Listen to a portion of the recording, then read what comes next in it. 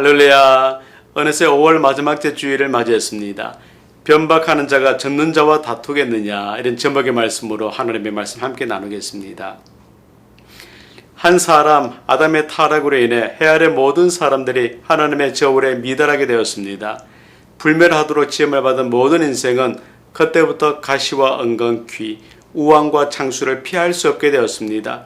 그때부터 모든 인생의 아픔과 슬픔은 있고 없고의 문제가 아니게 되었습니다. 다만 들키고 들키지 않음의 문제가 되었을 뿐입니다. 우리 가운데 아픔과 슬픔이 없는 사람이 있겠습니까?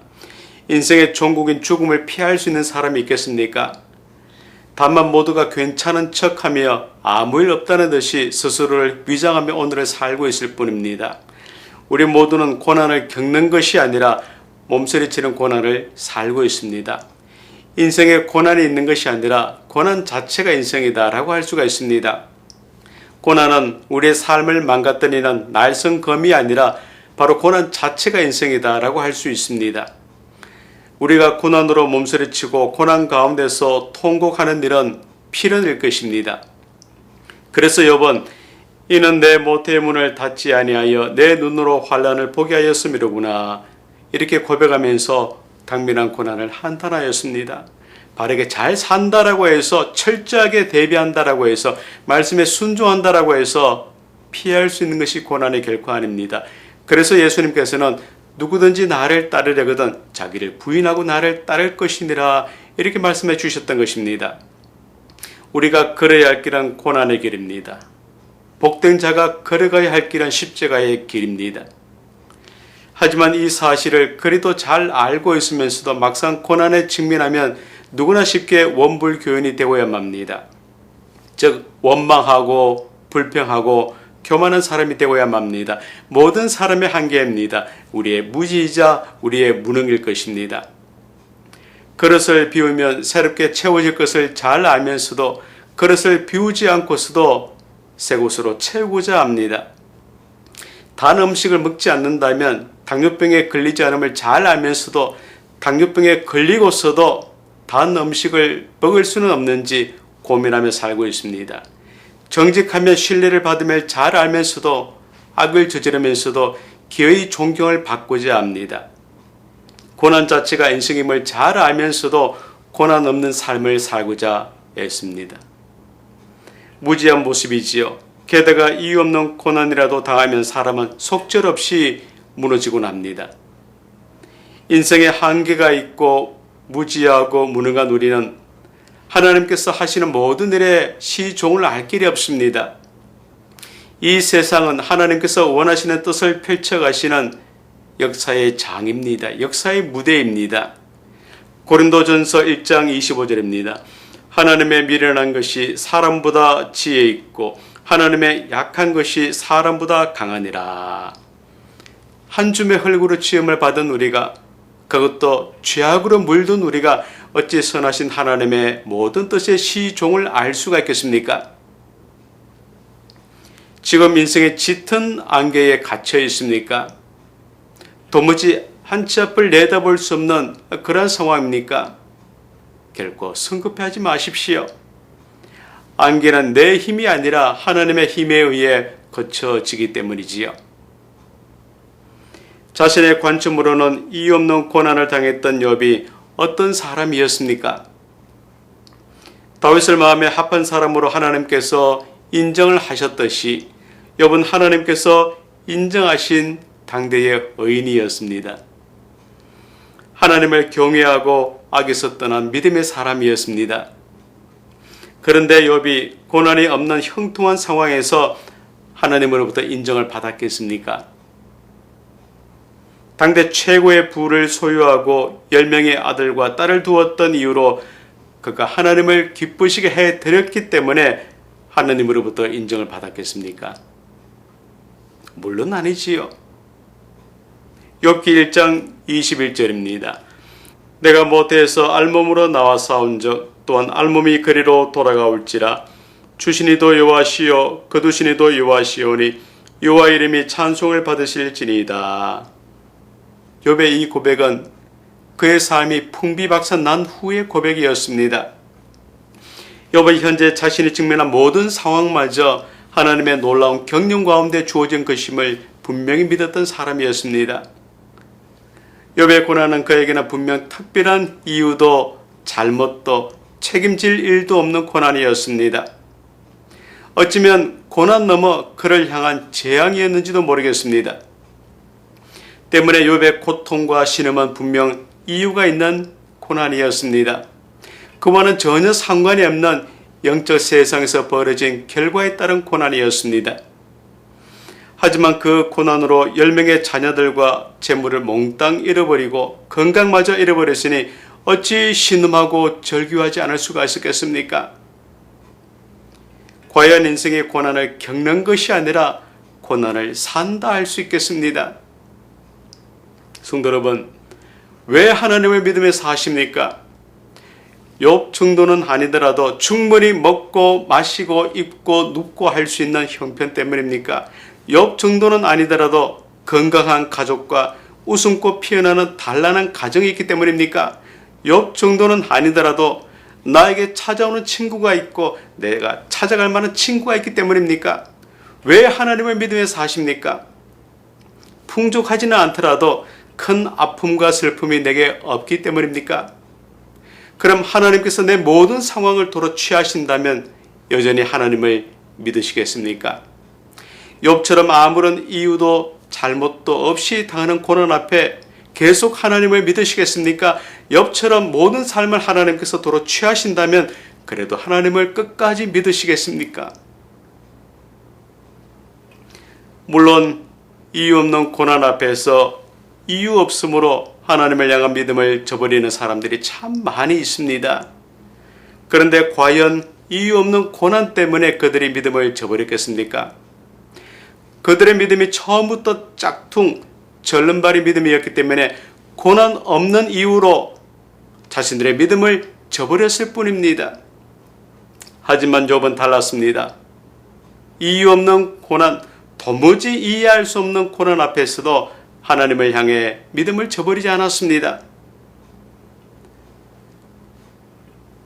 그래서 주시니도 여호와시요 거두시니도 여호와시오니 여호와 이름이 찬송을 받으실지니이다 라고 욥이 고백을 할 수가 있었습니다. 욥기 1장 22절입니다. 이 모든 일에 욥이 범죄하지 아니하고 하나님을 향하여 원망하지 아니하니라. 욥은 극한의 고난 가운데서도 하나님께 원망하지 않았습니다. 그런데 이런 그의 모습이 계속해서 이어지지 못한 그런 아쉬움이 있습니다. 천국에서 지옥으로 떨어진 듯한 극한의 상황에 처한 욥을 위로하고자 찾아온 친구들은 자신들의 논리로 욥의 고난을 함부로 해석하고 함부로 재단하였습니다. 욥이 죄를 지었기 때문에 거기에 합당한 벌을 받는 것이므로 회개해야 한다고 욥을 아주 강하게 다그쳤습니다. 이에 화가 난 욥은 자신이 죄를 짓지 않았음을 강하게 주장했지요. 욥은 친구들과 자신이 당하고 있는 이유 없는 고난에 대해 치열하게 논쟁했습니다. 자신은 하루아침에 알거지가 될 만한 벌을 받을 만큼의 죄를 짓지 않았다라고 강하게 주장했습니다. 그럼에도 엘리후라는 친구를 제외하고 다른 친구들은 하나같이 욥이 자신도 모를 죄를 지었기 때문에 죄에 대한 합당한 벌을 받고 있다라고 욥의 고난을 자기들 방식으로 마음대로 해석하였습니다. 그래서 더 늦기 전에 회개하고 하나님께 용서를 구해야 한다고 욥을 설득하였습니다. 이유 없는 고난 앞에서 이유 없음으로 욥이 더 혼란한 상황에 내몰리게 되었던 것입니다. 하지만 생각지도 않은 또 다른 문제, 욥의 믿음을 뿌리째 흔들어 놓는 또 다른 문제가 발생하고야 말았습니다. 욥은 친구들과 논쟁하면서 자신이 하나님께 특별한 죄를 짓지 않았다라고 강하게 주장했습니다. 그런데 그 주장이 너무 강하다 보니까 이유 없는 그 고난의 책임을 하나님께 전가하고야 말았습니다. 나는 하나님께 특별한 죄를 짓지 않았어. 나는 이만큼 하나님을 잘 섬겼어. 왜 많고 많은 사람들 가운데 하필 내가 이런 고난을 당해야 한다는 말인가 라고 하면서 이유 없는 고난의 책임을 하나님께 전가하고야 말았던 것입니다. 욥은 이유 없는 고난마저 뜻을 이루시기 위해 하나님께서 이 모두를 주관하심을 알지 못했습니다. 그의 무능한 한계이자 그의 무지였습니다. 그래서 하나님께서 욥에게 어떤 말씀을 하셨습니까? 1절로 2절입니다. 여호와께서 또 욥에게 일러 말씀하시되 트집 잡는 자가 전능자와 다투겠느냐? 하나님을 탓하는 자는 대답할지니라. 하나님께서 욥에게 너가 나와 다투겠느냐 말씀하셨습니다. 욥은 친구들과 논쟁하면서 자신의 무죄를 주장하면서 강하게 하나님께 항의했습니다. 하지만 자신의 무죄 변론에 지나치게 집중을 하다 보니 자기는 전적으로 옳고 하나님께서 실수하셨다라는 생각을 하고야 말았습니다. 욥은 상선벌하게 편협한 사고를 벗어나지 못해 아무런 이유도 없이 고난을 주시는 하나님께 마침내 항의를 하기 시작했던 것입니다. 욥은 하나님께서 선한 사람에게 복을 주시고 악한 사람에게 벌을 주시는 분이심을 친구들보다 더 잘 알고 있었습니다. 그래서 선하고 경건하고 정직하게 살고자 애쓰며 노력했던 사람이었습니다. 그랬던 그에게 자신의 전 삶을 마구잡이 흔들어 놓는 고난이 닥치고야 말았습니다. 선하신 하나님께서 어찌 나에게 이런 고통과 아픔을 주신다는 말인가? 도대체 내가 무슨 잘못을 했다는 말인가? 내 형통한 삶을 하나님께서 질투하신다는 말인가? 라면서 그는 하나님을 이해하지 못했습니다. 아니, 더 정확하게는 그 하나님을 이해하고자 하는 마음도 없었을 것입니다. 그래서 내가 왜 이유 없는 고난을 당해야만 합니까? 라며 하나님께 크게 항의를 했던 것입니다. 하나님께서 이 모습을 전능자와 다투는 것이다, 이렇게 말씀을 하셨지요. 성도 여러분, 인생은 마치 고통의 바다를 헤치고 나가는 한 척의 돛담배와 같습니다. 뜻하지 않은 사건 사고로 평생을 장애인으로 사는 사람들이 있습니다. 원인도 없고 이름도 모를 그러한 병으로 평생 고통 가운데 사는 사람이 있습니다. 아무리 발버둥치고 애쓰고 노력해도 평생 가난을 벗어나지 못하는 사람이 있습니다. 나는 너밖에 없어, 나는 당신만 사랑해 라고 했던 사람으로부터 배신을 당해 평생을 홀로 외로움 가운데 사는 사람도 참 많이 있을 것입니다. 그래서 욥은 어찌하여 내가 태에서 죽어나오지 아니하였던가, 어찌하여 내 어머니가 해산할 때에 내가 숨지지 아니하였던가 라고 고난의 인생을 한탄하였습니다. 이런 고난 가운데서도 가장 참기 어려운 고난이 있다면 역시 이유 없이 당하는 고난일 것입니다. 욥이 얼마나 고통스럽고 얼마나 괴로웠겠습니까? 주옥 같던 시로 수많은 사람들에게 감동을 끼치고 도전을 끼친 송병희 시인이 있습니다. 그녀는 태어날 때에 의사의 실수로 손을 잘못 만져 뇌성마비로 오늘을 살고 있습니다. 그녀의 의식이나 지능은 말짱했지만 그녀의 몸을 함부로 움직일 수 없는 뇌성마비로 오늘을 살고 있습니다. 그녀에게는 아무런 잘못도 특별한 이유도 없는 고난이었습니다. 태어날 때부터 선과 악을 알기 전부터 이유도 모른 채 그녀는 비정상적인 모습으로 태어나 살고 있습니다. 욥은 더 이상 이런 고난, 이유 없는 고난을 참을 수가 없었습니다. 그래서 내 영혼이 살기에 곤비하니 내 불평을 토로하고 내 마음이 괴로운 대로 말하리라, 이렇게 말을 하면서 본격적으로 하나님께 자신의 불평을 마구잡이 토해내게 되었던 것입니다. 성도 여러분, 욥의 이 모습이 우리 모두의 실체입니다. 우리가 어찌 하나님의 하시는 일의 시종을 알 수가 있겠습니까? 기껏 땅에 흙으로 지음을 받은 우리가 어찌 하나님의 하시는 일의 시종을 알 수가 있겠습니까? 모든 것을 합력하여 궁극적으로 선하신 뜻을 이루시는 그 하나님의 숨은 뜻을 우리가 어찌 알 수가 있겠습니까? 우리에게 그런 능력이 없습니다. 우리가 그토록 무지하고 무능한 존재입니다. 욥은 결국 자신을 책망하시는 하나님께 어떻게 반응을 했습니까? 4절로 5절 말씀입니다. 보소서 나는 비쳐나오니 무엇이라 주께 대답하리이까? 손으로 내 입을 가릴 뿐이로소이다. 내가 한번 말하여 싸운즉 다시는 더 대답하지 아니하겠나이다. 의사는 아이가 고래고래 소리 지르며 울어도 주사바늘을 몸에 꽂습니다. 환자가 비명을 질러도 지체 없이 날카로운 칼날을 그 몸속에 들이댑니다. 처절한 고통 넘어 치유의 기쁨을 의사가 바라보기 때문이지요. 하나님께서 이유 없이 주시는 고난일지라도 고난을 믿음으로 받아들여야 하는 이유는 고난 넘어 영광이 있을 것이기 때문입니다. 이유 없는 고난마저 하나님의 선하신 뜻을 이루시는 용도로 하나님께서 사용하시기 때문입니다. 내 인생의 비명과 고통, 눈물과 실망, 목마름과 배고픔, 그리고 이유 없는 고난, 이들 모두가 내 인생을 풍요롭게 하는데 꼭 필요한 조각들입니다. 무엇 하나 가볍게 여길 것이 없습니다. 그런데 욥이 자신의 아내는 물론 친구들마저 자신의 잘못을 회개하라고 지적을 하자 그는 더 이상 참을 수가 없었습니다. 그래서 그는 하나님께 따지듯이 강하게 항의를 했습니다.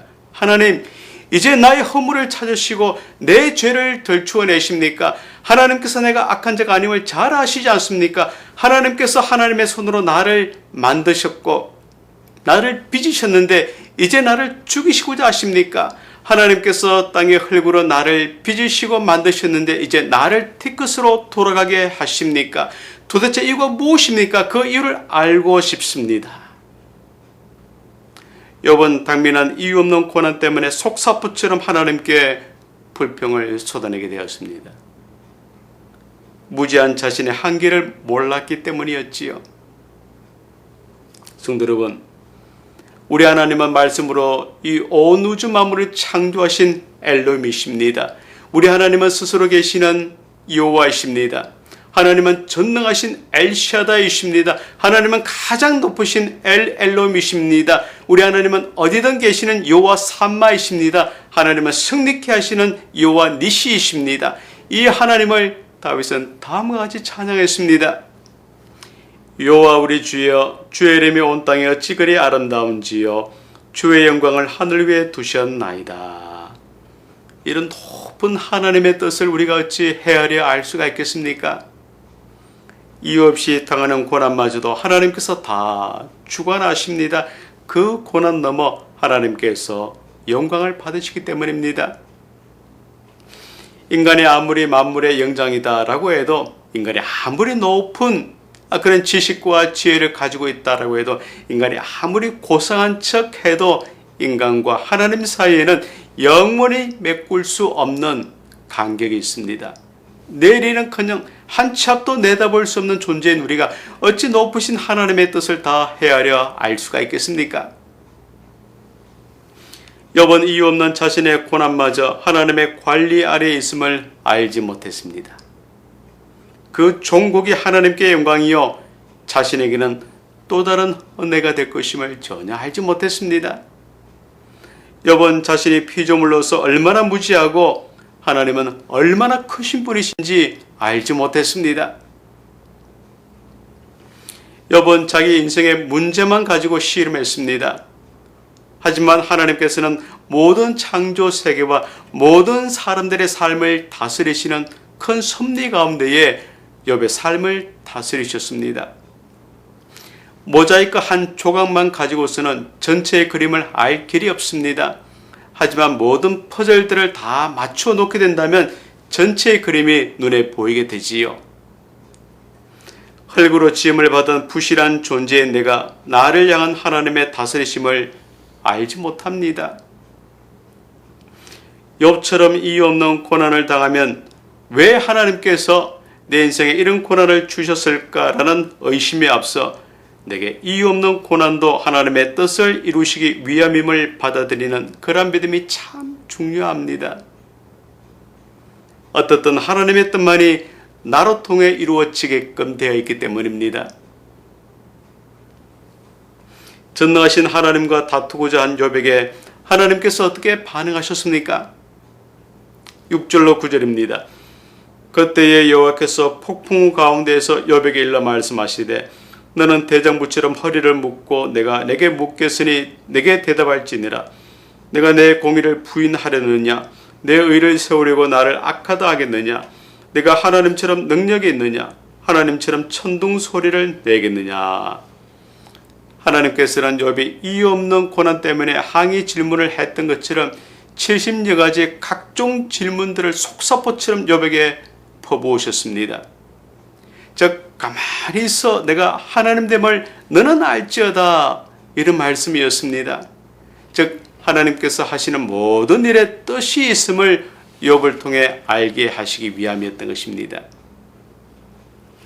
하나님께서 욥에게 어떤 질문을 퍼부으셨습니까?